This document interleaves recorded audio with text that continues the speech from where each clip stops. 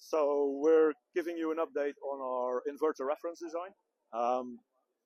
We've introduced this last year as an intermediate step within separate parts, separate semiconductors, trying to build your own system and off-the-shelf systems. We sit in between that, where our solution gets you up and running within a couple of weeks to have your own electric drivetrain running. And the strength of our system is then once you have your system running, you can start to do your field testing. Then you can start to customize it. So from the power semiconductor side up into the software is where our offering is really, shining, and the strength of the offering. So in the reference design, we have our power module sitting below, being liquid cooled. This goes up to 300, 350 kilowatts in this solution. We have the gate driver board sitting on top of that. Both are our semiconductors, specifically designed to work very well together.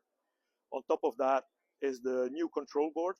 So it uses a processor from our partner Silicon Mobility, really designed specifically for electric motor control, with real-time processing hardware in there to get fast reactions to motor events and sensor readings. What's new is that we've taken this board, made it ready for serial production, and going to automotive qualification with that. So this year we're going up to ASIL-C level qualification. Next year we're going to take it up to level C qualification. So that's really the drive and the new parts with launching it as a separate product, which we market as an inverter control module.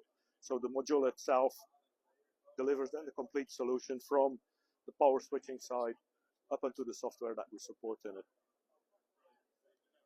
The reference design in itself then takes that up to the next level with adding the capacitors, the filtering, so it's a complete solution ready to go.